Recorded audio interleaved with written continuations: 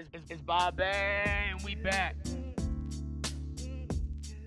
Welcome back to the Purpose in the Youth podcast. Today we are in Indian Orchard at Bentley's Barbershop with Evan Nyman. Welcome to the show. All right, thank you, Bobby. Dude, this is great. This is happening. It's kind of funny how this podcast came about, but now that when I go out, and as I was telling you before we started this podcast, as this has become so much a part of my life, I am obsessed with it. I'm constantly thinking about what's the next person to bring on. How do we build? I just am looking for influences all the time of how to grow this. And not even really knowing you growing up, I just always knew you as the barber. Like that guy from Ludlow. That's usually... He was the guy like everybody knew. I know my boy Louis Lake used to go to you at some point. And everybody that I always talked to from Ludlow was like, yo, Evan Nyman. And I was just happy to run into you. Like I said, we were out at this bar in Western Mass. And as I was saying, I always am looking for the story. I heard your story of over the years. I was like, yo, this guy's got his barbershop. He's been doing his thing. It's a passion. Let's make this happen. And I'm glad we can make it happen. That's what's up, yeah. Absolutely, man. Yep. So who is Evan Nyman today, and how young is he?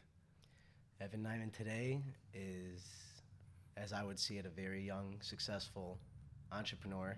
I'm 25 years of age. I turned 26 this month. Let's go. Yeah, exactly. Yeah. At the end of this month, I turned 26. Getting older, but I still feel young. Yeah, man. 26 is nothing. That's just like a little nothing. notch on the belt. Keep it going. I'm just getting started. Yeah, you just. I'm getting warmed up over here. Yeah, of course. You grew up in Ludlow, Mass. I grew up in Ludlow. Correct. What was life growing up there? It's a small town. Everybody kind of knows everybody. What was it like for you? Tell you the truth, tougher. Tougher. Because I'm not Portuguese, and that's a very Portuguese-oriented town. Yep. And I didn't come from money, like a lot of the kids did. Yeah. So trying to, I guess you would call it the saying, keeping up with the Joneses or whatever it is, which was kind of tough because these guys had all the newest gear. Their first cars were all BMWs. Yeah. My first car was a '99 Ford Escort. So I want kind of people to know that it wasn't easy. It was cool. I mean, I guess you could say very sociable. I made friends. I was cool with everybody. But as far as the money aspect, wasn't there. Yeah. And just trying to keep up and almost build a facade.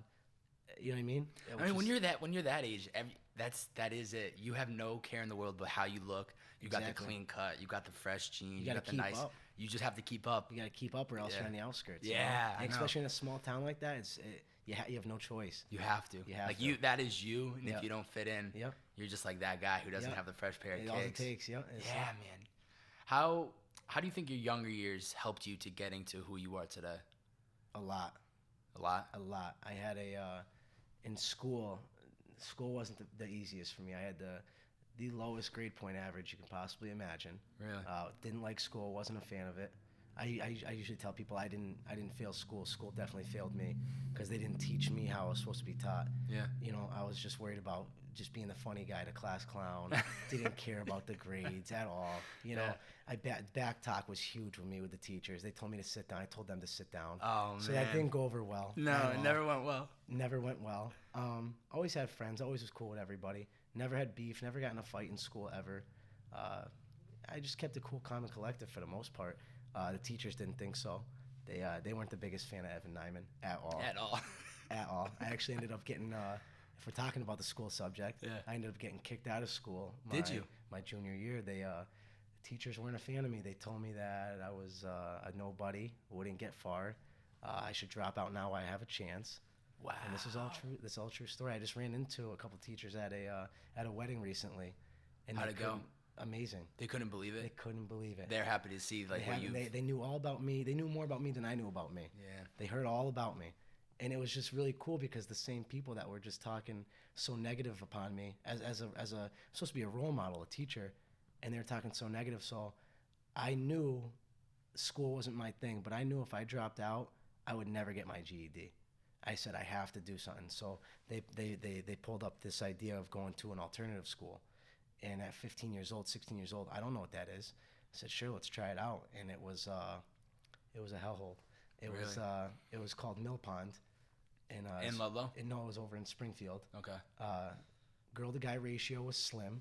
There was about 4 girls in the whole school. Oh man, nothing to look at. So you were already just like that was my biggest thing. Get me out of here. But I had to finish. It was my senior year, and I had to finish. And I just said, yo, let's just get this work done. I'm gonna power through this last year. I hate school, but I know I won't do it.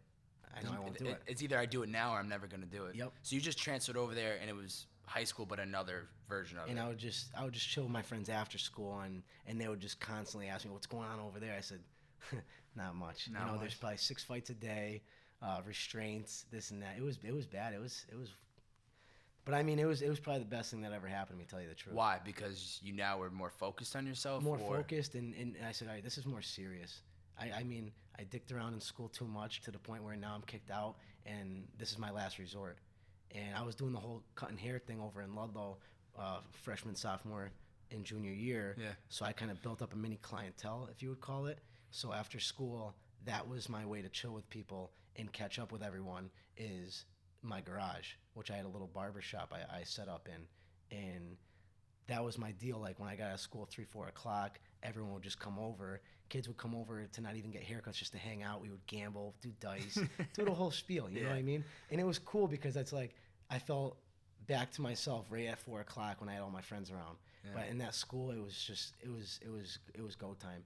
Get the work done, get out of there. Yeah. Get the work done, get out of there. And the thing about the barbershop, even just doing it in your garage, yeah, that is like the atmosphere. And what I love you've built here, yeah, being at your barbershop as we do this podcast, is there's just some type of energy environment when you walk into a barbershop. Yeah. You know you're in a comfortable environment. You're there to just chill. It's the chill zone. You're gonna get cleaned up. Yep. You're gonna leave looking better than when you walked in, and you're gonna have a great conversation with your barber. Yeah, exactly. And there's nothing that beats when you finally build a good relationship with your barber. And I'm sure that's why you started getting these clients coming back, because they were your homies. There's a difference between someone that cuts hair and a barber. A barber is way more than what people think it is. A barber actually used to be the most respected trait you can possibly have as a career choice. They're your friend. They're an entrepreneur. They're your fashion expert, sports expert. They know everything. Yeah. I mean, that's who you talk to. I know more about guys that come in here than their wives, than their moms, than their kids know about them. Yeah. They tell you everything, and you keep it locked up in the vault, and that's how you stay consistent. Yeah. You just keep that relationship. You keep that relationship. Yeah. You know what I mean? Because they feel that there's like that safety net that they can talk to you. That it's just an ongoing conversation. We talk about something for that 20 minutes to an hour you're here, and then we pick back up on it next week. Doesn't matter if it's next month, we bring it back up. Yeah. Oh, how was that vacation? Cool. All right, cool. How'd that job interview go? Good? All right, awesome. Yeah. It was because of my haircut. Yeah. Had nothing to do with you. Yeah. That's unreal. Yeah. That's so cool, though. That's why I love and respect like the whole industry of like cutting hair, or you said being a barber. Yeah. It's just an awesome. When you find the right barber, and as a barber, this was made for me. Yeah, honestly. See that's why this is happening, because when you find people that find their niche and their lane, it's like unstoppable. There's that saying. I don't know if I'm gonna say it right, but if you do what you love, you never work a day in your life. That's what it is, right? Yeah. Yeah, that's never been more true in my scenario. I'm so glad that things fell into the way they did, and I became a barber, because I was doing it as almost like a hobby, just to hang out with my friends. Of course, and make a little cash too. And I started getting better, and I said, I gotta start charging these. Yeah. I gotta line out the door. And you wanna know the day I knew it was serious? It was a Saturday morning. I had a couple buddies lined up their hair, and someone showed up with their dad. And I said, all right, now we got dads coming here. That's getting serious. Yeah. It's not just your buddies that think it's kind of cool to get a cheap $5 haircut. No, this is like a business now. Now people are taking it serious. Like, oh, the haircut's good enough for a dad to come.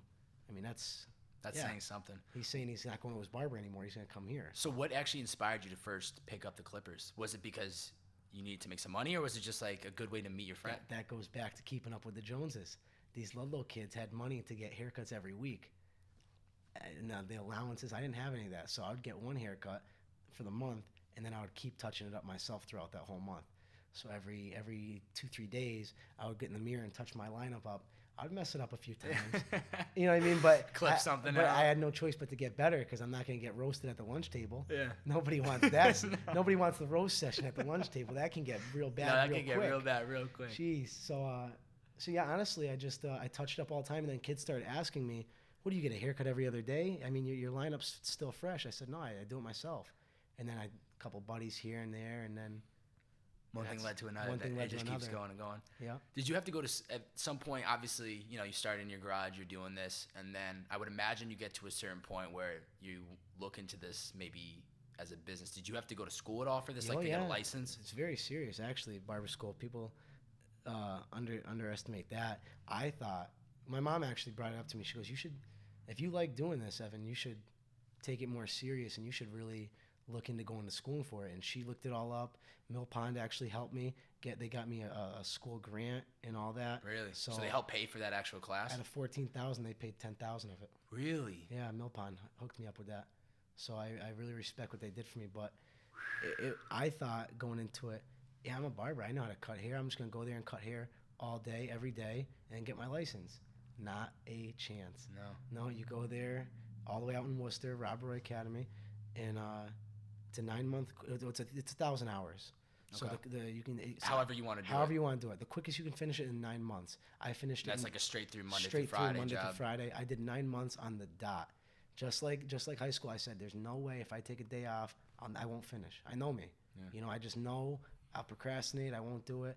And you know what? And that made me become a harder worker today by getting through things like that. And it was an hour of theory every morning, which is straight book work, and not about fades or tapers or beard lineups. It was strictly the anatomy of the body, blood types. I know every single disease known to man. Why did you have to know so much? I honestly, I guess it's more for hygiene and and sterilization and all that. They want to teach you because you're dealing with the public, so you want to know your stuff. I know all about alopecia, all those things I don't really need to know, but it's nice to know. Yeah. Because if I ever get G-checked and asked, hey, what is this patch on my head? I know exactly what it is. Uh-huh. What's this rash? I know exactly what it is. You know. Yeah. So it is cool that I learned that, but at that age, at 18. You just want to cut hair. Yeah. You want to listen to music and cut hair. What am I sitting here for? I don't want to do that. And then it was kind of tough, actually, barber school. I almost didn't make it a few times because the drive was tough. I didn't have, like I said, money like that. So I was literally, and this is a very true statement, I would come home every day from barber school. It was 8 in the morning till 4 with Worcester traffic. Coming back, I'd get home around 5:36. And I would cut hair all night till 10, 11 o'clock at night for gas money and lunch money for the next day. Just to pay. Yep, just to pay just to get through it. Yep. It still amazes me that school gave you $10,000. Like, you want to talk about things happening for a reason. If you didn't end up leaving absolutely Ludlow High to go there, that would have been out of your pocket. Out of my pocket. I wouldn't be able to afford that back then. No way. My mom didn't have that kind of money. Yeah. No way. So I'm very grateful. And that saying, everything happens for a reason, it's never been more serious than it was at that point, because they kicked me out and I said, yo, this is it. They're doing me in. I can't bounce back from getting kicked out of school, you know? Yeah. And then the dropout rate over at that school was insane. There's no kids over there that are doing anything, and that's a shame, because a lot of those kids actually, I was the only kid that got to leave that school at the end of the day. They were all foster kids. And there's a program called Sharp One next door, and that they lived in. So going to that school every day is tough to look at these kids, and it almost reminded me of me being in Ludlow trying to keep up with the Joneses. These kids got nothing. Yeah. They don't have parents around. Yeah. So I'm around these kids talking about, I'm going to the mall after school, and these kids are like, I haven't been to the mall since June. You know what I mean? Because when they get to go as a group. So it was kind of cool. And then I was real cool with the principal over there, because he recognized that this kid's not supposed to be here. And they would make jokes all the time, like, would you murder someone, or what'd you do over there? You're not supposed to. You're like the one person of the group that shouldn't be there. And it was cool. So they took a liking to me, and all the teachers I ended up getting real cool with. I talked to some of them to this day, and they're very proud of me. And it was just cool that they looked out for me, and they know all the resources because they're at the very bottom of the totem pole. They get the state fundings and the federal fundings and all that. So when my mom brought up to them, I think we're gonna get him going into barber school right when he finishes high school. And they said, yeah, let's look into that. Let's help him out. And they went out of their way, bent over backwards for me, and got me the $10,000 grant, which I'm very appreciative to this day. Yeah. Mr. Therian, very good guy, and Mr. Wright. Those were the two principals. Yeah, that was really cool. They made it all happen. They made it all happen. And I haven't had a day off since junior year when I got kicked out. I had to do summer school, obviously. Yep. And then that summer school led right into my senior year. And then senior year, I took 1 week off when I graduated, and then I went right into barber school, because it goes every month. It starts. I said I can't do the breaks. No. Can't do it. If you go too long, you're never gonna actually get there. Not gonna do it. Yeah. You know. So once you got through the actual school, you got your license. Would you initially start working for a local barbershop? Yeah. I was like I said, I was cutting throughout, going to barber school, and I was popping around. And there's a few places I wanted to go, but I knew there's a few, what kind of barbershops there are. There's good ones, there's bad ones, and I didn't want to end up in the wrong one, and then get like stuck in that path. So I kind of I went over to this barbershop right down here in Indian Orchard there on Main Street, Indian Orchard, Brian's barbershop there, the barbershop. And I asked him, I said, hey, do you think there's any shot of me getting a chance in here? And he was hesitant. He's seen a young kid. I was 18, 19 years old. He goes, I don't know, kid. I think we're pretty much good here. I said, I promise you, I don't need any walk-ins. I have all my own clientele. I was trying to really pressure him. I said, I need a chance. Just give me a chance. Give me a place. I mean, I could cut hair at my garage with no rent or nothing, rent-free, and just make it work, but you'll never expand. Yeah. So I said, you know what, just please give me a chance. He says, you know what, come in on Saturday after you graduate. It was right after I graduated there, and I gave it a try, and I thought I was good. I said, I got these haircuts under control. I'm fast. I'm good with it, until I sat next to other barbers. Yeah. And they were doing 5 cuts to my 1. Timing was awful. I was nervous, and then I did a few of my guys in a row, and then Brian threw me a walk-in. He says, oh, why don't you take this guy? And oh man, was I nervous. I had all these guys, I felt like everyone was watching me, the whole shop. I was young. I was a young kid. So that was really hard for me. And then I got into it. I got better. You know what I mean? I learned the barbershop aspects, everything. I learned the whole flow. And then I got better and better, built a huge clientele because I was the young kid. Yeah. I was doing good. I was young. I was taking everyone. Anything that came in, I would do it. And I worked there for a couple years. And then I switched over, and then I started doing my own thing. Yeah. You know, I built up a clientele that I knew was bulletproof. Yeah. And the only way you get better at anything is you just have to keep doing it. You know what I mean? As I was talking to you before, it's like, if you listen to my first podcast to where I'm at now, there's a different person that's behind the microphone. Somebody that was nervous and, hey, welcome to the podcast, to somebody who's fully confident. So when you have somebody walk in, this is your 10,000th cut. It's like hop in the chair. What do you want, low fade? It's almost, honestly, and my guys probably don't want to hear this, but it's almost autopilot. Yeah. I can cut your whole hair. After I cut your hair, I can cut your whole hair without even paying attention. I'm thinking about what I'm doing later. I'm talking to this guy. He's talking about girls. I'm talking about the car that just drove by. Mine's going all over the place. And all of a sudden, the fade's done. I said, wow, I'm getting paid for this? This has got to be a joke at this point. Before, I was focusing so hard on trying to get that line out and making it crispy. Now, I'm just doing, and it's all done. Yeah. You know, and I'm getting paid all of a sudden for a hobby. Yeah. You know? And it's amazing, to tell you the truth. I mean, I'm getting paid for something I love doing. I'll never stop coming here. I tell people all the time, if I ever hit the lottery, I'll definitely work a lot less, but I have to come to the shop. Yeah. I have to check in with everyone. There's people I almost feel like I'm relied on, you know? Yeah. You said when you obviously came over here to make your own shop, you were like bulletproof. Why do you think people kept coming back to you? Like why Consistency. Evan? Consistency creates longevity, and I stand by that. I show up every day. Your fade's gonna look the same every time. Yeah. Your beard's gonna look the same every time. Consistency creates longevity. Yeah. If you like the way your haircut looks every time, and we have a good rapport with each other, and I make you laugh every time, why are you gonna go somewhere else? You won't. Yeah. End of story. Yeah. It's very simple, you know? Yeah. Honestly, it's just, I know how to lock someone in, and that's that. It's just the consistency. They know I'm gonna be here. No one. Before, they used to call me and text me all the time. Are you at the shop? Are you at the shop? What time are you leaving? Now my guys that have been rocking with me for the past 7 years, 8 years, they know. They just show up and they expect me to be here. They expect the haircut to be perfect, how it always is, and that's final. And they pay me the same, and they'll pay more, honestly. Yeah. As the years go by, they're building. Yep. They're building a relationship with you, and they're starting to appreciate relationships and trust. What you're doing. Yep. Like, I've been going to the same barber in Boston since college, and it's been like 4 years now.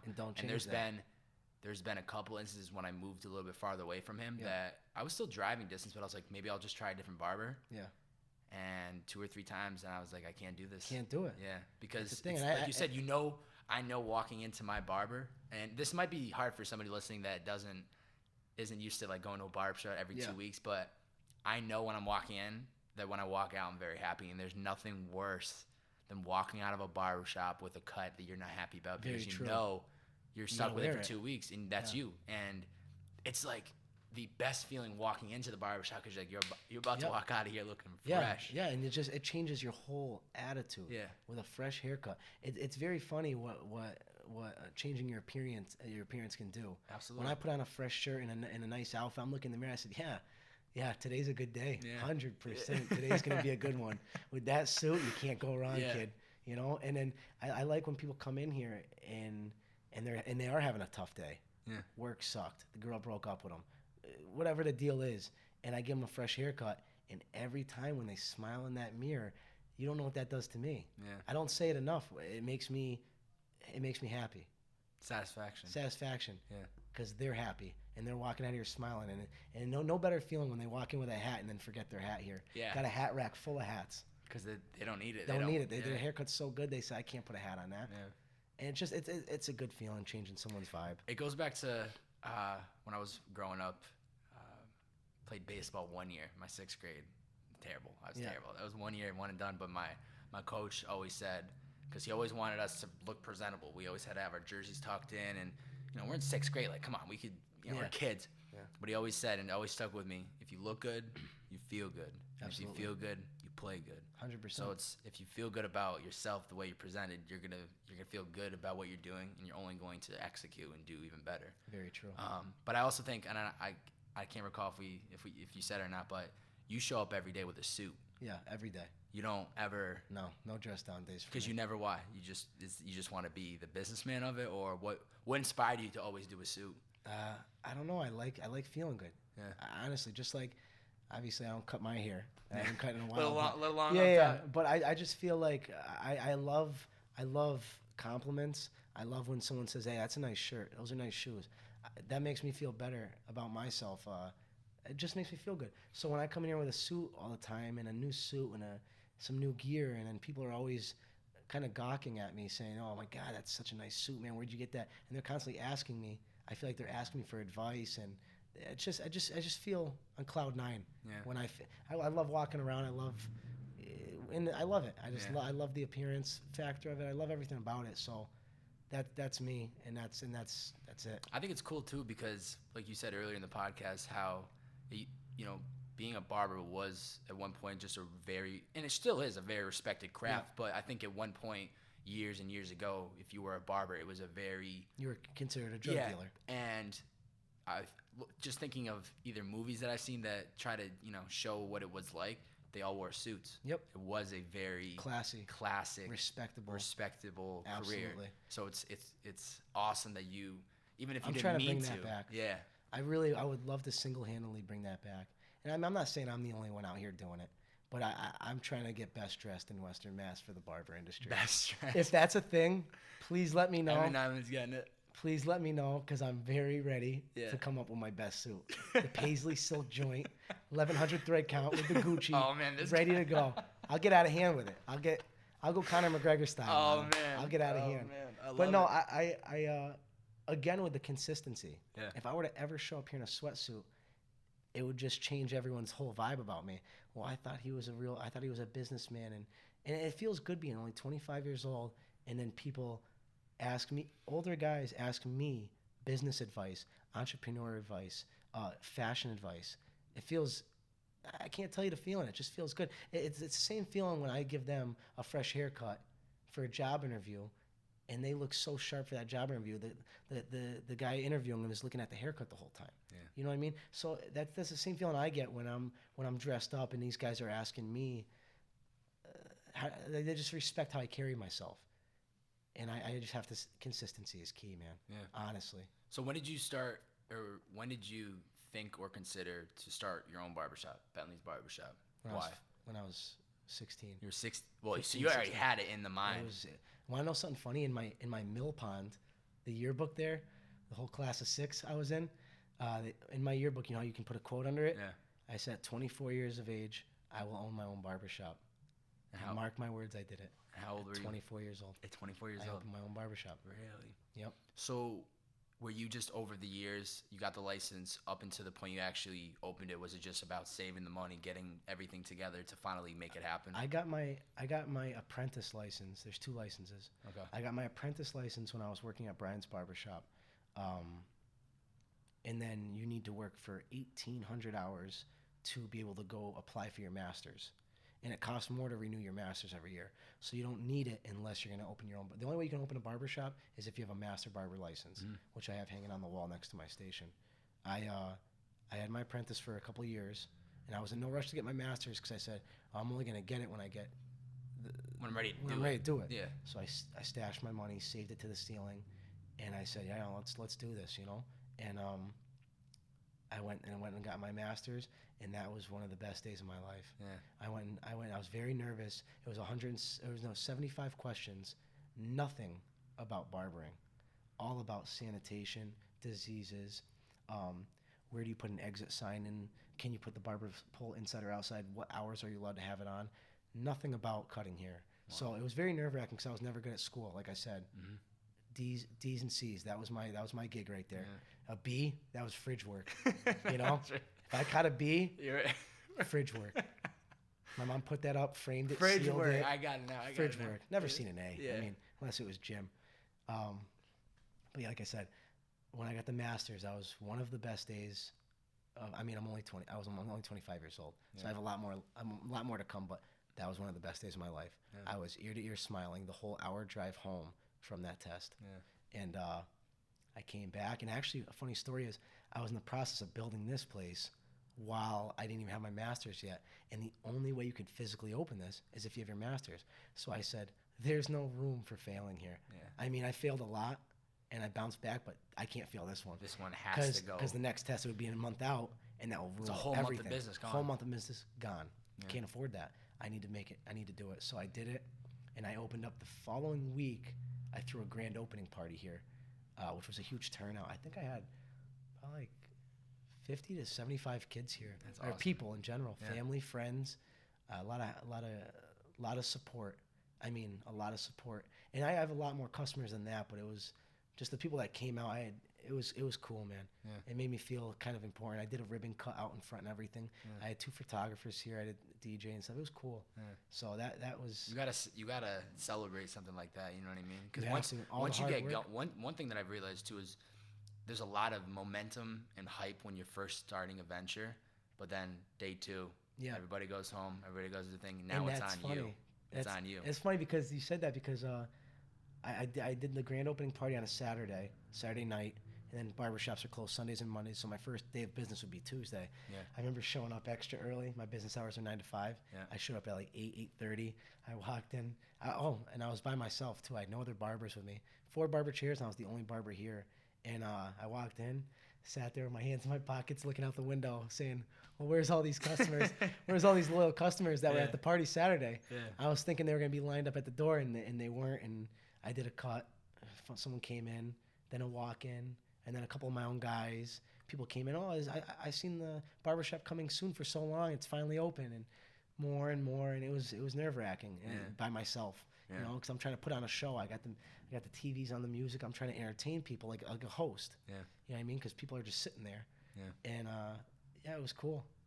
It was very cool, but it was very nerve wracking, and I just had to keep my composure. And the first day I wore a button up in slacks. And everyone was just like, "Oh, are you doing this for the first day?" I said, "No, I'm doing this every day. Yeah.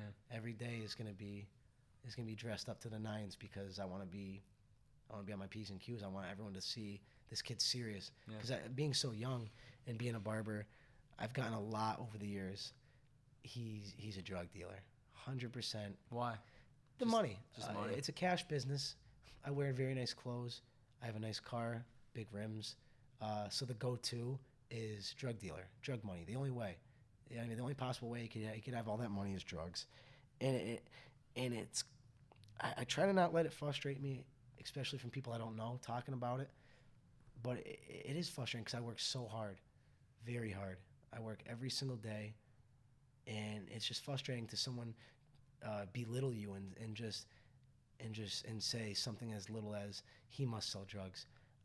No, it's like the easy out. It's the easy out because you don't know not giving this guy what he deserves of the pat on the back for saying you worked your ass off. And you deserve it. I almost understand it, but at the same time I don't because you don't know me from a hole in the wall. So yeah, you might as well just say anything. But I mean, I'd rather you ask me what are you about? How'd you get here? How'd you get there? There's no secrets. I'll tell you every single part, every detail you want to know. I'll tell you every dollar I made.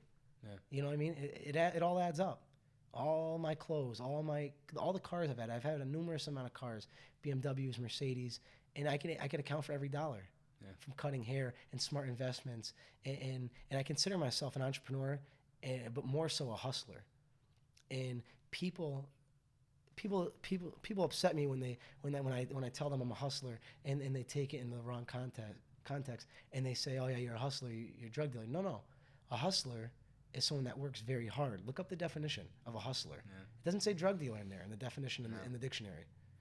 Drug dealers call themselves hustlers. They're not hustlers. They're drug dealers. Yeah. It's very simple. You have a drug, someone wants it, and they take it. There's no sales pitch to it. No. If you can't sell drugs, you're an idiot. Honestly. No, yeah. So I just feel like, for me, I could never sell drugs because it's too easy. It's easy work. I'd rather do the hard work. And guess what?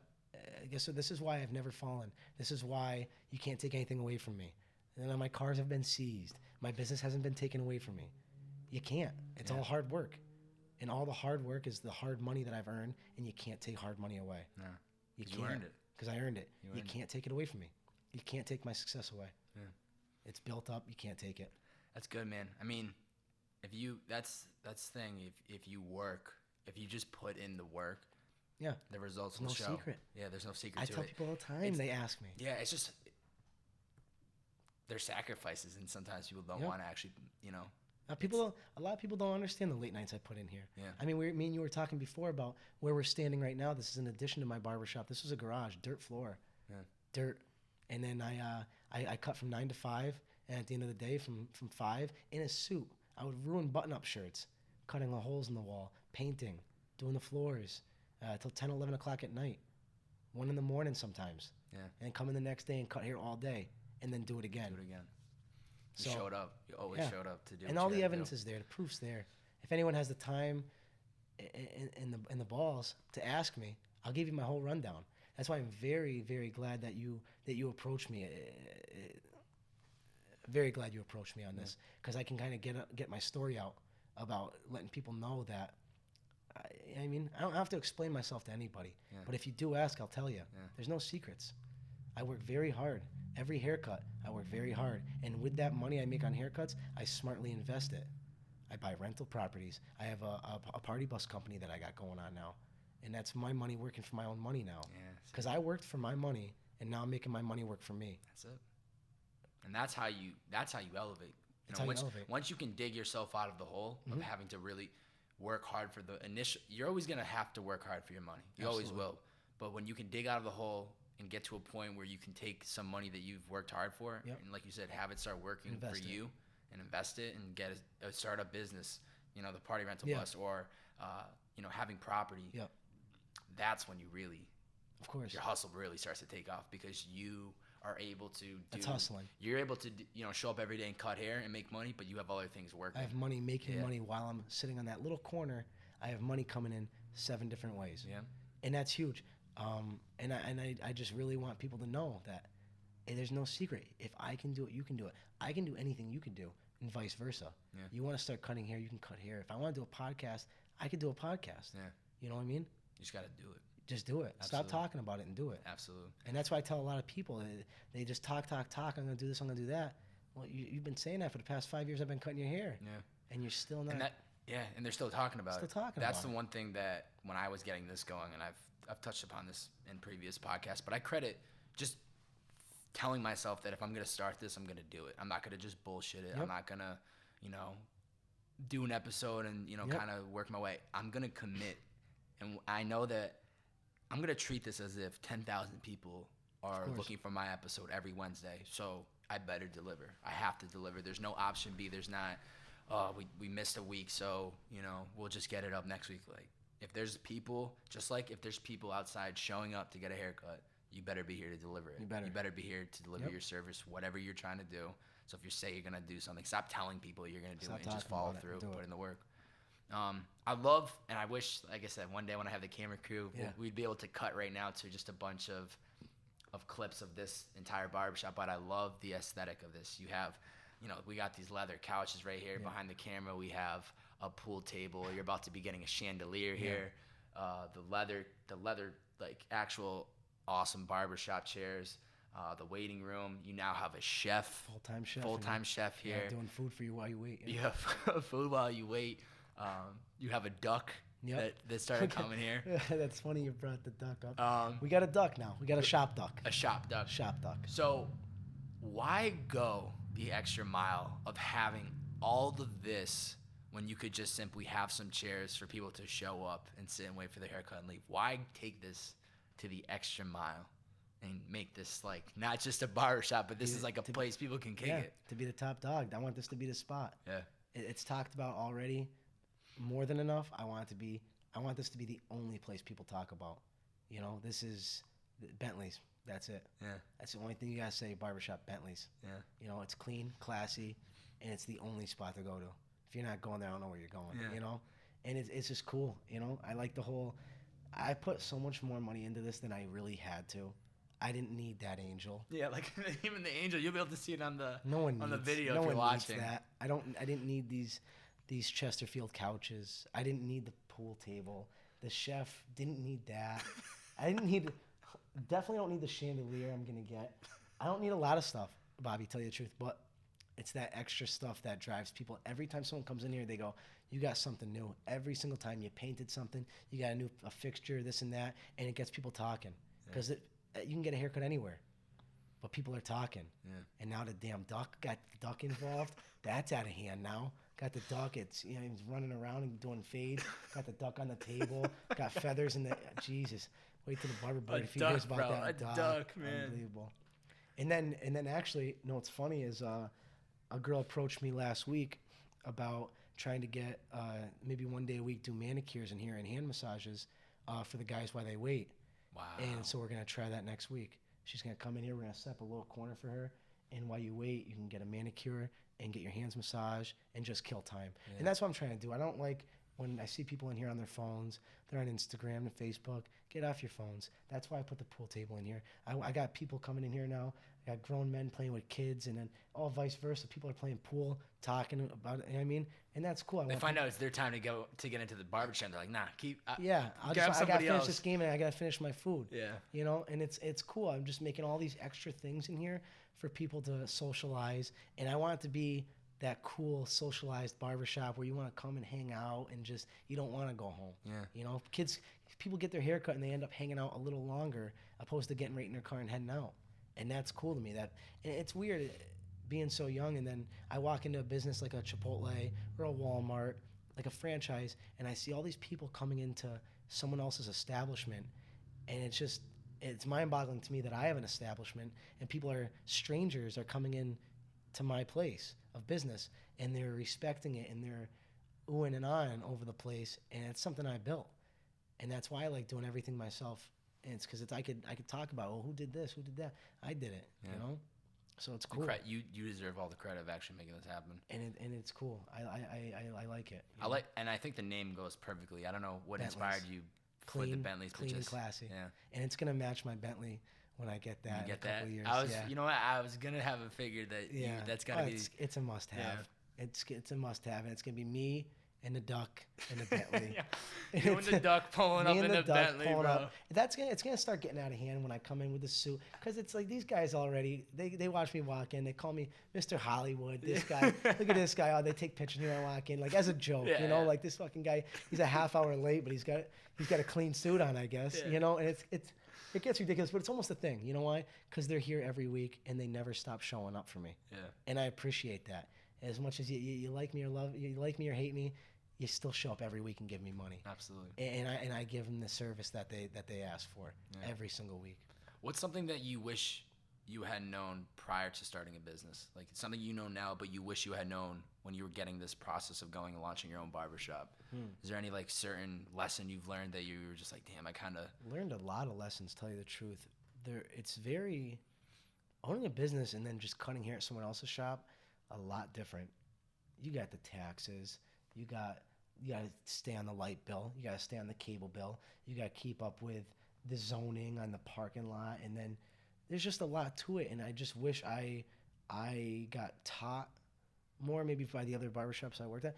I wish I got taught more of that aspects before I jumped into it and had to learn it on my own. Yeah. But at the end of the day, I like learning and hearing stuff and then finding out on my own because it makes me say, oh, okay, I got to do this a little different next time. Yeah. You know? It's just part of, it's just, you know, as we were kind of talked about earlier, it's just starting something and learning as you go. So, I mean, you wish you knew about the taxes. You wish you knew all this, but that's just how it goes. I wish I got taught it more because I'm very limited on time now because of working every single day here. Yep. And then doing other hobbies I have going on or other business aspects. So I don't have really time to get into all the business aspects of it. So I almost wish I knew how to do it more opposed to learn it right now because like the learning time is not there. But it is what it is, you know? Nothing's easy. No. You know, and I like that. I like that things are hard because it gives me a story. Yeah. You know what I mean? If I just said, this would be a pretty boring podcast. Oh, Evan, how'd you get the barbershop? Someone gave it to me. You know, and that's the story. Yeah. But that's not it. Yeah. I built it from the ground up. This was I actually started in my bathroom and then went to the garage. And then I got into it. I mean, my barber chair was actually a bar stool from a friend of mine's old bar. And then you put your feet on a cooler, an upside down cooler. And then now I have $3,000 barber chairs. Yeah, man. And it's just, I never thought, I don't want to say that, I never thought I'd be here, but I didn't think it would get this far. This quick, too. I opened up 2 years ago, and this place is completely different to what it started as. Something I didn't think it was going to be. People are talking about it like it's the next thing, you know? Has you, what I think is great, I remember when I approached you that night, and I was like, hey, do this podcast. You gave me your business card. Yeah. And you handed me a folded up, what looked to me $100 bill. Yeah. And I was like, this guy did not just hand me a $100 bill. Marketing 101. And I go to open it, and there's your information. Marketing 101. How has that helped you? That was huge. If you have a business card and you it's on the ground or whatever, you're gonna walk right over it, correct? Yeah, I'm not. You see a folded up $100 bill, you're gonna blow your back out trying to get it, correct? I'm like, get sure everybody's clear. I'm like, it almost turned into a fun game with these business cards. It's called a drop card. It's a $100 bill folded up in half. I got a funny story for you actually too. You fold it up and the thing is you can hand them out, but what was more fun is you throw them around everywhere. You throw them all over the ground. And it's not littering because someone's picking it up in the matter of minutes. I go to the Holyoke Mall, I toss them everywhere. I go to the gas station, I put them by the pump. Go to the bathroom, put them next to the urinal. I do it everywhere. And it's funny because people will go out of their way to pick that thing up. They'll step on it, they'll do the old foot drag so no one sees them and they'll pick it up. Funny story is, I like to go when I go to buy something at the store, a shirt, shoes, a drink, I'll go to hand the 100 as a joke. Yeah. And then they'll like, oh, you know what I mean? It's a joke. And then we'll start talking about, I got a barbershop. And we'll just make small talk. And that's how you become known. I remember my girlfriend wanted me to get her Burger King one night over in Ludlow. And I stopped over there, ordered the food, came up to $7. And I handed my 100 through the drive-thru window. And the girl looked at it, opened it a little bit, and slammed the doors. I go, okay, that's a little different reaction than I usually get, right? And this is a story for the shop the next day. The boys love the stories. And so she's back there for a few minutes. I already got my food at this point. It's on the seat, but I'm waiting I have the real money out. I'm ready to give her the real money, and no one's coming to the window. I go, okay, this is getting weird. It's never been down like this. So I see a guy walking by the window, so I flag him down. I say, hey, what's going on, man? I gave this girl one of my business cards, and now she disappeared. I don't see her. I said, I just want to pay for my food and get out of here. It's been like 10 minutes. And he gives me this weird look. He goes, I think you can just talk to her. And she was around the corner on the phone with the police. So at this point, I get out of my Jeep, and I'm in the drive-thru. I'm in the drive-thru window. Listen to this. And this is how Ludlow gets. I get out of the drive-thru window. As I have my head in the window, I get 3 police cruisers box me in the drive-thru. Are you kidding me? One in the front, one in the back, and one cranks up sideways on me. And I got my head in the drive-thru window, so she makes a phone call saying some kid tried passing counterfeit money. And you see my business card. Right when you open it up, we have my full name, my full address, my barbershop name, and my cell phone. It's also a square. It's also square. That's 4 direct contacts that lead right back to Evan Nyman, Bentley's Barbershop, 1142 Berkshire Avenue, 413-364-4971. 4 ways to get to me. Not one, 4 ways. Yeah. Government all over the thing. So I'm boxed in at this point. I'm out of the vehicle, right? Yeah. And I'm looking at these cops, and I go, geez, how's this going to go down, right? So I start walking up to him, starts yelling, get back to your car. I said, oh, man, this is getting serious. Ludlow, so they're taking it like it's the next big thing. And Calling the chopper. calling the chopper, and there's SWAT's hitting the curb at this point. I look over, and I'm looking at the girl, and I almost give her a look of disgust. Like, you're so miserable with your life that you wanted to call the cops to me instead of just a quick funny joke that could have been a 2-minute conversation with you. It's like you didn't even pull. It's not like you handed to her and left. And dipped out. You literally sat there. So I show the cops. I reach in my wallet. I give them my ID, and I give them my business card. I said, this is the counterfeit that supposedly I gave her, and she doesn't like it. And they ended up pull up to the side. It was so embarrassing. I'm at Burger King in a suit, fresh out of work, 3-piece suit, in a $30,000 truck, getting boxed in by the SWAT team over a counterfeit $100 bill. So I'm like, you got to be kidding me. And they finally let me go. They go, yeah, this is ridiculous. We're sorry, this and that. And I'm just like, there's certain moments like that where you feel bad that even had to escalate to that. It didn't have to get to that. But almost, it just shows me where I am and where she's at, and it's just, I let it go. I let it slide. Yeah, you can't let something like no. It's at the moment. I'm sure you're like, what is this? And then but after you leave, it's like, you know what? Sometimes. But look what look at the story. Look what something as little as my card did. You know, and so the cards are good marketing, but my marketing skills are unorthodox, as some would call them, and I love every part about it, like the duck, the chandelier, the pool table, the suits. These are all marketing techniques. I don't have to wear a suit to cut hair. I'll cut hair the same in my boxers that I will in a 3-piece suit. Yeah. I don't need a duck to cut hair. I don't need a chandelier over my pool table to cut hair. It's all marketing. Yeah. It's all technique, and it's something to talk about. I'm not just another barber. Before I was Evan Nyman, he's the barber, he's the barber, he's the barber. Now there's a million things that add up to it, Yeah. He's the barber that has the cook. He's the barber that has the pool table, the chandelier. He has all this. Of course, and that's the stuff that sells. Yeah. The craziness, the wild stuff, that sells. Yeah. And that's what people want to see, honestly. So a lot of people will hate it behind your back. A lot of people will like it. At the end of the day, you're winning, and you can't take anything away from me, Bobby. No. You can't take the success away from me. You'll never take the shop away from me. No one can. It will never fall. It's impossible. I work too hard. Yeah. I work way too hard. I carry myself like a gentleman every single day for the exact reason of knowing that anyone could be watching, like we talked about. I can't fail. I can, but I can't fail. No, it's never gonna happen. And it's not gonna happen. You're never gonna let it because you're gonna be. I can't let it get. You're gonna be ahead of it before it gets any. 5 steps ahead. Yeah. Yep. Always moving.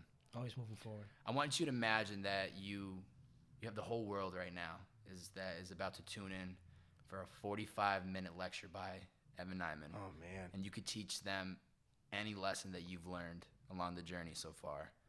What's like the one lesson you would want to preach to the world? One lesson. Yeah. I would have to say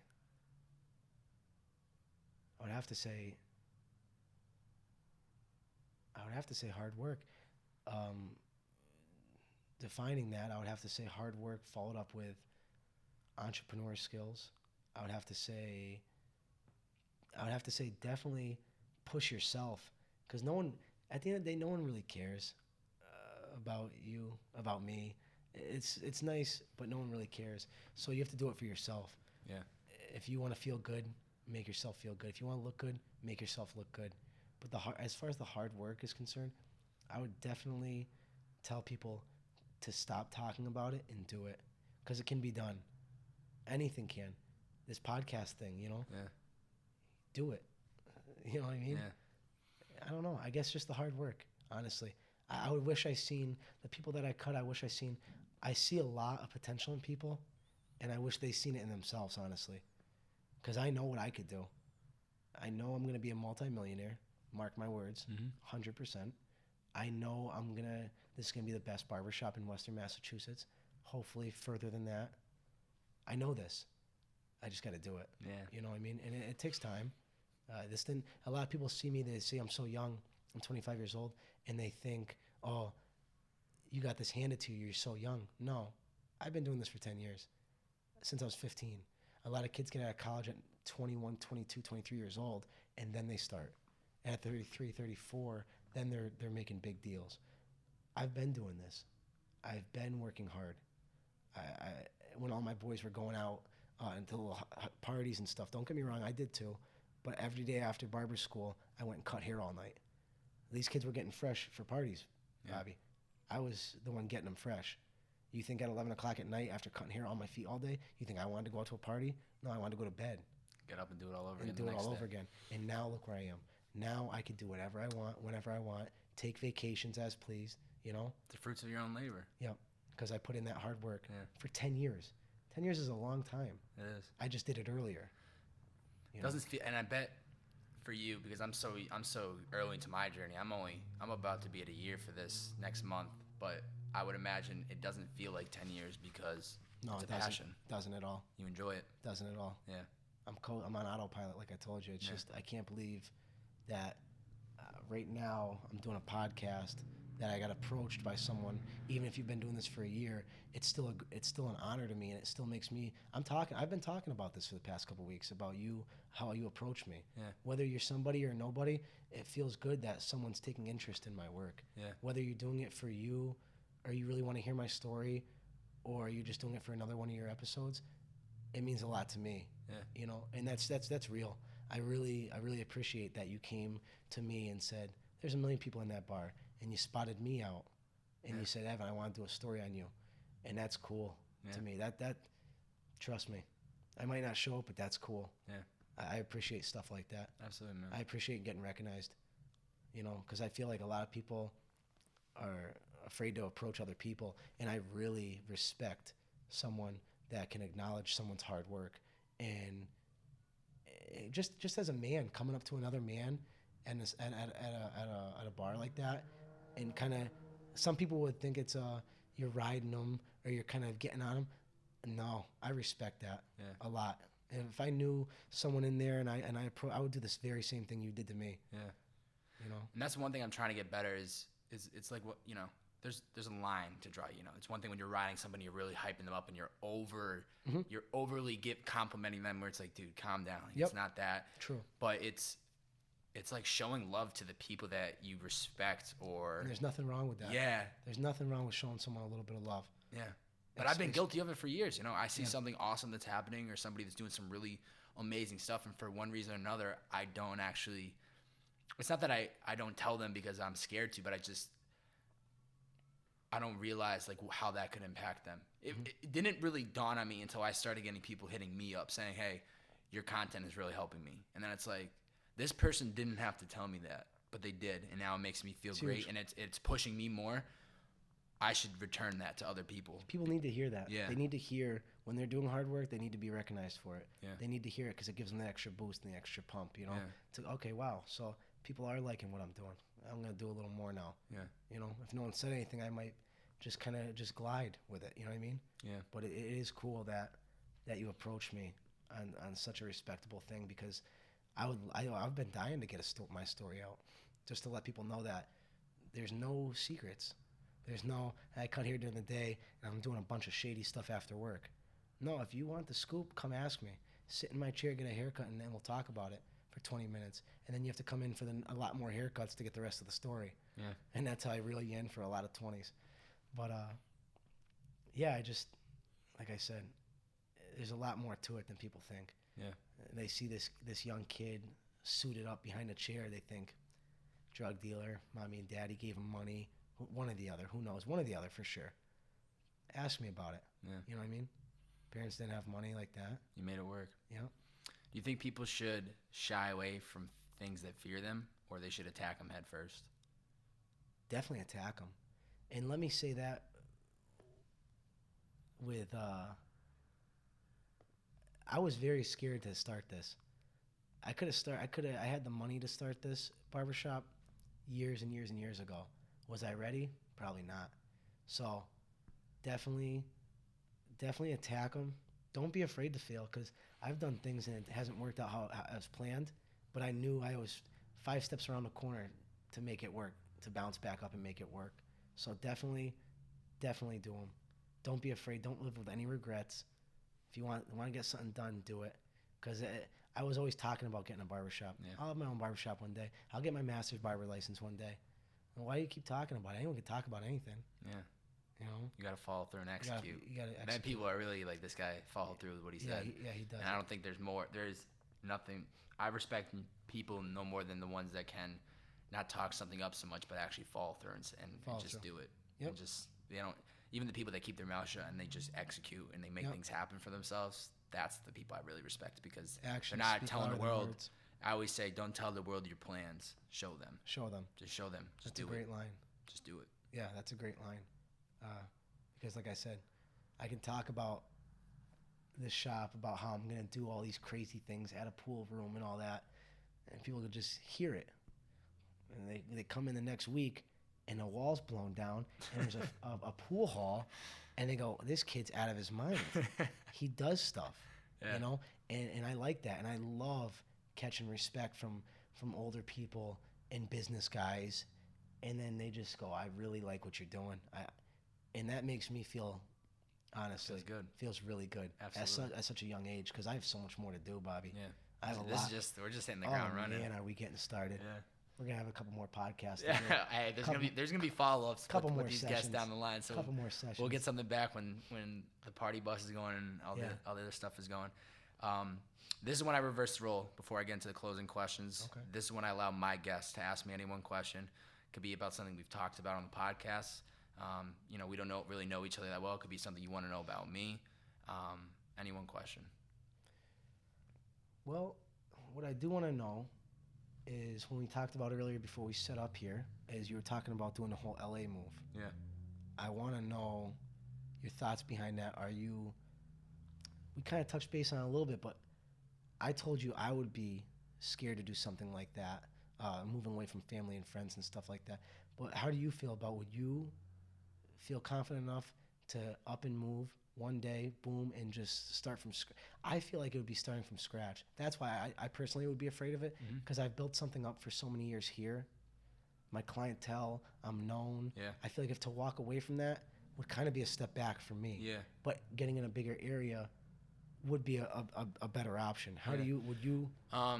Well, the thing is, and I get that, like if you were to right now just say, you know what, I want to move to another place in this country, that is a huge step back for you, because like you said, you've spent 10 years working, building clientele, and for the work that you're in, it's physical location. Like you need, your clients aren't going to get on a flight to come get a cut by Evan Nyman. I wish. You might have to, you wish. Yeah. Even if you were doing a charter, like you were flying people out, it's just not how it's going to happen. But fortunately, over the years, I haven't really built anything that has me chained down in the sense of like, am I really walking away? And as I was telling you earlier, LA has always been on the things to do list. It's been something that in middle school that I just dreamed of doing. I loved like the LA culture, the vibe, the energy. I just felt like so much I needed to be there. And even traveling out there a couple of times in the last couple of years, every time it was just like a check on the list, like this is the place, this is the place. I will say that moving out to Boston for college was a big leap for me, because it was the first time moving away from home, but it was also great knowing that I could come home whenever I wanted to see my family and friends. I would be lying if I right now it's all hype and energy, and I would be lying if I said that the day that I packed my car and I'd leave, it would be a million emotions. It'd be sad, it'd be scared, it would be. And are you doing this more out of business wise or life lesson wise? I think timing of everything in life is very important, to recognize timing. Like this if I wish this podcast had launched 3 years ago, it wouldn't be what it is today. Yep. You know what I mean? Even if I started 3 years ago, it wouldn't have had the same impact that it's having now. Like it was like I graduated college, didn't know what I was gonna do, launched a podcast about finding passions, and here we are today. So I think timing plays a big role in life. And the timing right now to make this move to California, I don't think could be a better timing. I think a lot of people that go out to Los Angeles specifically, a lot of people go out there because they want to chase the dream. They want to be an actor. They want to be a musician. They want to do a lot of different creative things maybe. But it's hard to go out to such a saturated place that has so many people trying to do those things if you don't already have a resume of doing that. You know what I mean? How does Evan Nyman You built your barbershop here. If you went out there, nobody. You know nobody, but you also have the experience of running your own barbershop. That carries a lot. Yep. I'm taking my business of this podcast and I'm moving out there, but I have a year. I'll have a year of this under my belt. Like I've established something. Yep. I've built my name. Maybe there's 10,000 other kids that are moving out to LA in September that want to start a podcast doing the same thing, capturing stories of like cool people. You have to stand out. I have something moving. Yeah. I have credibility. I have something to present to you and say, I've done this for a year and I'm going to keep doing this. Yep. So I've put in the work. If there's 10 other kids that are contacting you, I'm the one you want to sit down with because this is moving. This is not, let me just get your story. So it's a lot of different emotions. I'm excited. I'm also nervous. I'm going to be far away from my family, but they also recognize that this is not this. They know. I've been telling them for years. This is something. This isn't out of the blue. It's a life move. I have. So you wanted to do this before the podcast thing. Oh yeah. I just knew LA was the thing. Yeah. It like I said. I'm not. People are like, oh, you moving there for good. How am I gonna tell you? I don't know. I don't even know how long I'm gonna. Yeah. I don't even know what I'm doing tomorrow. Like, yeah. I'm going there because that's where my heart is telling me to go. My gut is telling me this is the time. Rock with it. And if it's not now, when is it? Mm-hmm. When is it ever gonna be? So it's a transition, and I'm very fortunate because, like I was saying before, over the last year, I've built some really good relationships with people that live out there that I don't want to say I can just leech off of them for meeting people, but it's one thing to move somewhere and not move with anybody and also not to know anybody and really have to figure your shit out. But I'm very fortunate because I'm going to be moving there with one of my best friends and maybe a couple other guys. And I'm also moving into an area that I've been involved in. I can move there tomorrow and I'll have a list of 10 contacts. Yo, what's up? What are you up to? Like, you can network. The ball's already rolling. So it's now just about getting out there, and especially with what I'm trying to do, I think this thing is going to thrive because of just the stories that are out there. I mean, you're gonna get out of it what you put in. Yeah, 100%. So if you go out there and you slack, you know what you're gonna get. If I get caught up in the whole LA like party scene, that's exactly what's gonna happen. And then you're just gonna be partying. But you know what the thing is? One thing that I live by, and I can't quote who I got this from. Discipline is remembering what you want at every moment. When everybody's going out partying and you want to go, what do you really want? Do you want to go spend that money, that $50, $100, which doesn't seem like a lot right now? Multiply that by 10, 15, 20 times in the next 6 months, and you cut yourself back from going out. Now you got a couple grand. Priorities. So it's like, I know what I want. When I get out there, am I going to go out and try different things and go out and check out different night spots? Yes, of course. Yeah. There's a whole new energy. Los Angeles, California, West Hollywood. Live your life. We're in Hollywood. Mr. Hollywood. I'm with Mr. Hollywood right here. Like, exactly. know. But it's that balance of what we were talking about before. Yep. Going out, having a couple drinks. You need a happy medium. You need a very happy medium. Trying to break into, oh, hey, what's going on? You never know who you're going to bump into. So it's going out with an agenda. It's not going out with, let's get hammered. Let's just throw back the shots. And it's going out knowing, like I had started this podcast saying, whenever I go out now, whenever I'm moving around, my head's always on a swivel because I'm looking for that next story. I'm looking for that person that it doesn't, business first. Yeah, man. And that's the thing is there's no guidelines to me about what I look for to have a guest. People will say you should have this guy, you should have that guy, or this woman.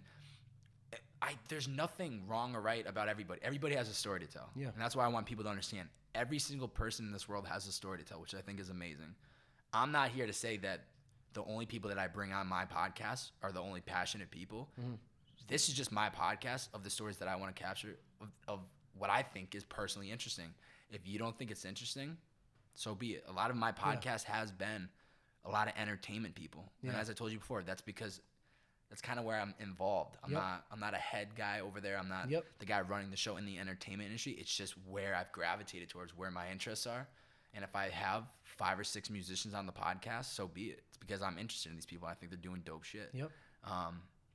So I really just believe that this whole LA it's a bunch of things checking off. Just finally doing something that I want to do, whether it goes great or not, is on me. Mm-hmm. Like we've talked about, it's on me. It's what I make of it. As corny as it sounds, you can do anything you want to do. Yeah. Anything someone else is doing, you can do it too.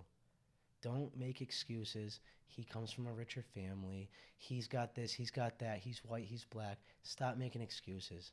You know, it's get it done. Yeah. If you want something, sometimes you want to start cutting hair. It's going to be a little harder for you starting now. If I want to do a podcast, it's going to be a little harder for me. But guess what? No one else is going to do it for you. Yeah. You know? You just have to follow through and actually do it. You have to follow through with it. Like anything, you know? The truth. I want you to imagine there's a picture frame on the wall next to our angel right here. I hope you guys are watching the visuals and can see this beautiful angel. If you're not, you just have to imagine a golden angel. But in the picture frame, it's you 10 years from now. What and who do we see within that picture frame with you? Real or joking? Because I would. Real. The first thing that came to my head, I'll tell you the real one in a minute. First thing that came to my head is me in a Versace robe, oil painting, holding the duck. Okay. So that's kind of baller. I mean, I get it. That's a painting I'd like to have in my house. That's ridiculous. But a painting 10 years from now. Honestly, it's going to be an entrepreneur, a man of many businesses, not just the barbershop, but businesses that I've created from my barbershop. The money I've made from my barbershop, I'm going to transform into 15 different avenues. I'm going to have all the properties I can possibly get, the bus companies, maybe a couple franchises, a suit line. Yeah. I don't know. I see more. I see a lot. Whatever I have now, times 10. That's what I see in 10 years. Every year, there's going to be something new. Every week, there's something new. But every year, there's going to be something dramatic. There's going to be a new this, a new that. But in 10 years, I would love for this video to be, mark my words, a multimillionaire doing something very big. Yeah. And it's not just about the money, honestly, Bobby. I used to only cut hair for money. I said, I can make a lot of money doing this. Money, money, money.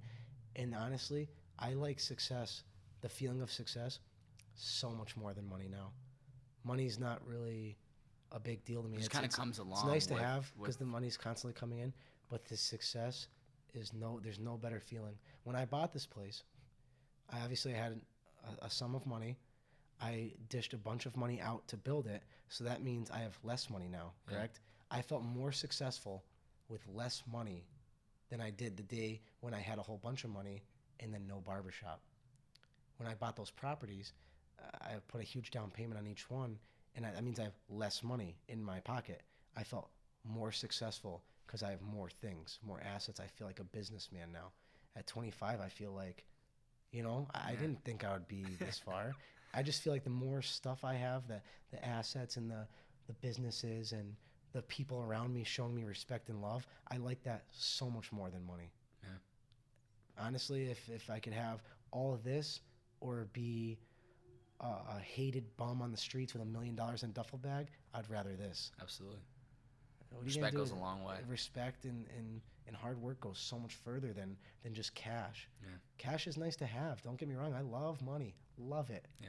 I really love it because I can buy stupid stuff that I don't need. That you don't need. My mom always says, you have nothing better to spend your money on. Nothing. Yeah. And because I'm always buying stuff, gold that I don't need. Things are ridiculous. But I mean, that's just cool to have. That's just the lifestyle, I guess, I like to have. Yeah. And some people around this area, especially, would think it's ridiculous. But if you put me in New York, I'll blend right in. You'll blend right in. But I mean, I like doing the loafers and this and that and the suits and then the robe. I mean, that's all ridiculous stuff to some people, but I like it. It's you. And that's me. And I don't want to change for anyone. I want to wear those things and I want to act like that. And whatever, if you don't like it, so be it. But that's my story. That's all that matters. And that's all that matters. But honestly, 10 years from now, Bobby, a lot going on. We'll have to do. You'll have to fly me out to LA and we'll do the 10-year do a 10-year reunion podcast. Yeah. And that's it. And mark my words. And that's all I have to say. It's documented. This is the point, man. That's good. Just like that yearbook when I was 8. I wish I had it on me. Yeah. If I remembered, I would have brought it to show you. Yeah. Just not for everyone else, for you. I said at 24 years of age, I will own my own barbershop. And I did so. Yeah. And that's a big call to make at that age. That is. And right now saying this, there's gonna be a lot to come. I love it. Yeah, You I don't gotta know write exactly it down. what. You have to write it down. You know what I have mean? to. You have to, like, it's like telling yourself to do it. Yep. It's like writing it down and saying, like, this is the has this is the to get plan. done. We don't know how we're gonna get there. We're gonna make it work, though. You gotta make we're it gonna have work. to find a way. Yep. Where can people find you on social media? And does the Barbershop have its own Instagram or I kind of linked the Barbershop to my personal account, but it's a business account. Okay. It's called Lord Grimmington. Okay, you want to spell it out for anybody that's listening? LORD Yep. GRIMIN Grimmington, huh? TON probably. TON, something like that. I'll have it linked up so that people right. can just copy and paste it and find Cool. you on there. And that's another marketing technique is what I do. We talked about this is I have a business account. I put up haircuts every once in a while, but no one wants to see just haircuts. They want to see me and what I'm doing and the craziness that I'm getting into, the cars and the this and then that. And it makes it more personal, like, oh, okay. You know what I mean? He's a normal person. He's not just a barber just cutting a barber hair, trying to cutting promote hair. his barbershop. Exactly. I'm doing the whole.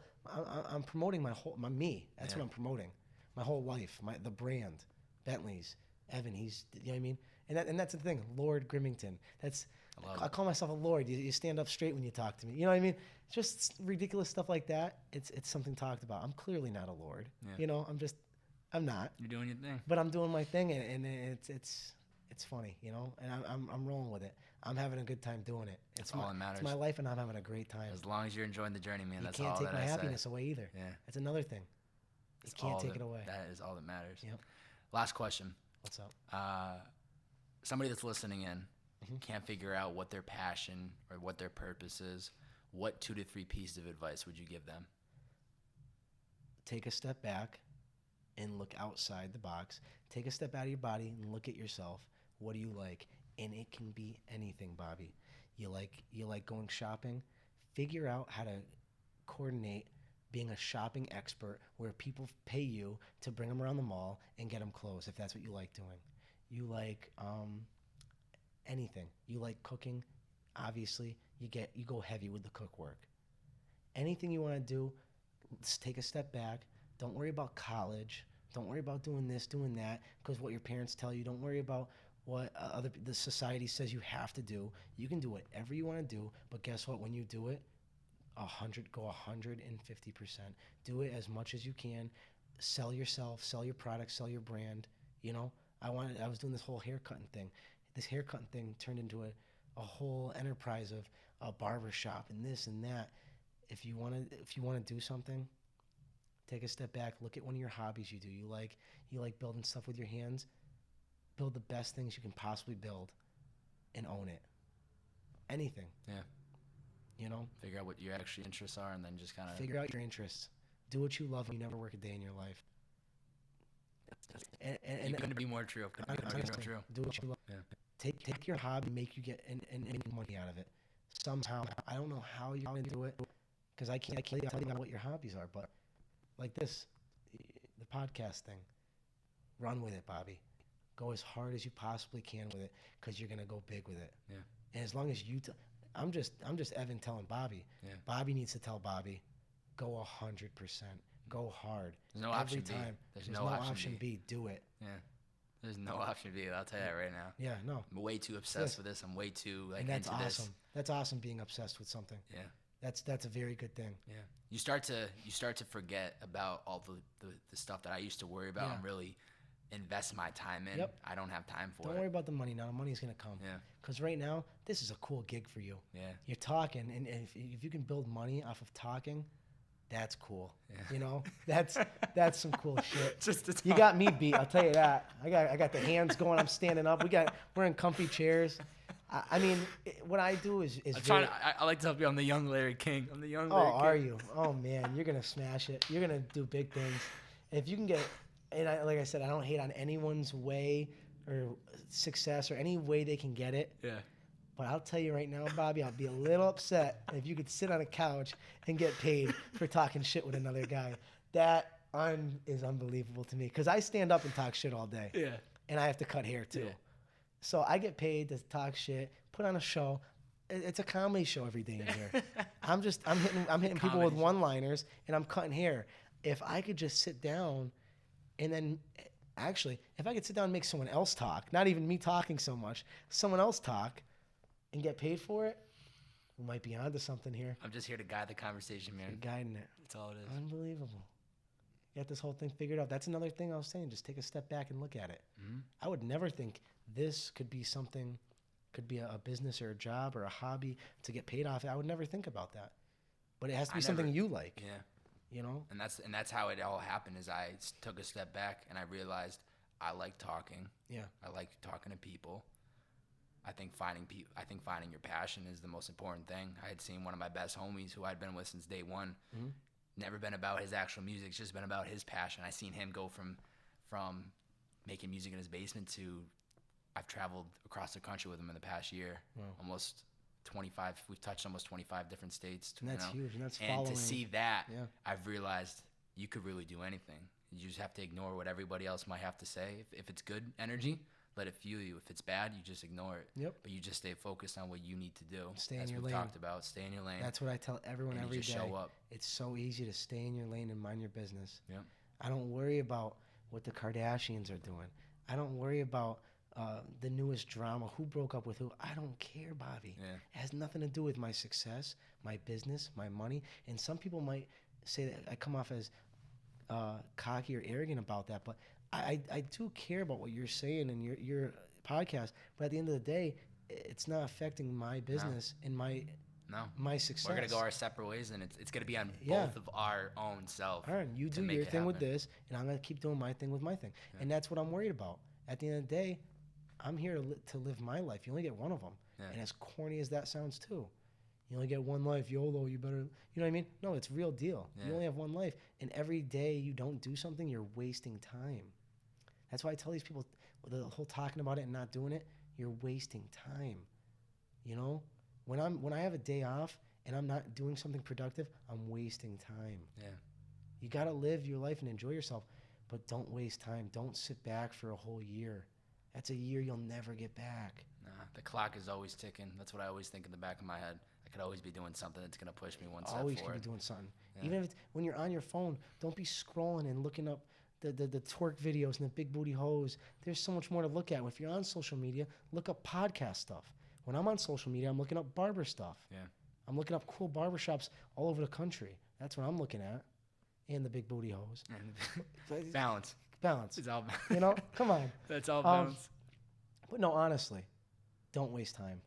It's such a shame when people come in here and they hate their job and they talk to me about how much they hate it. Why are you telling me you hate it? You already told me that. The past 10 haircuts, you told me you don't like your job. Stop telling me you hate your job. I've already told you what to do. Quit. You know? Quit. Do something. Oh, I need money. I need this. Oh, how am I going to pay bills? Figure it out. You will. You'll have no choice but to figure out another way, especially when desperate times, desperate measures, you know what I mean? If this place would have burned down, I'll figure something out quick, Bobby. Yeah. I'm going to sit down for the next whole day and figure out how can I get into a place, get some furniture together, get a barber chair together, and get my gig going back up next week. Yeah. There's no time to sit just back. Have to do it. Put the weight on your shoulder. Have to do it. Evan Nyman, thank you for coming on the podcast, man. Thank you, Bobby. I really appreciate it. And like I said, I don't want to say this lightly. I really respect it.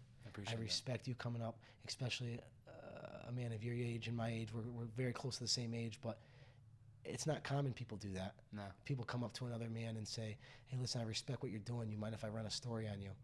I'm not paying you for this. Yeah. You know what I mean? You're not getting any money out of this time you're spending with me. You're building your career, and I respect that. Absolutely. And I appreciate it likewise, man. Giving me part of your time and allowing me to come into your shop on a Sunday when it's 90 degrees out. Everybody's out enjoying themselves, but this is that whole thing of just knowing that you got it. It's one extra step. And guess what? I'd rather be here than at the beach right now. Yeah. Because guess what? I don't care if maybe a few extra people hear it and I get an extra couple customers off it or a few more people talking about my shop. I'd rather that than being at the beach today on 90 degrees, honestly. I appreciate that, man. Cool. Well, thank you for being part of it. Thank you, man. I appreciate it. What's up, guys? It's your boy, Bobbbaaaay. Thank you so much for watching this video. If you enjoyed it, please subscribe to my YouTube channel right here in the button below. Subscribe, as well as leave a 1 to 2 sentence review in the comment section below. We'll catch you guys next time.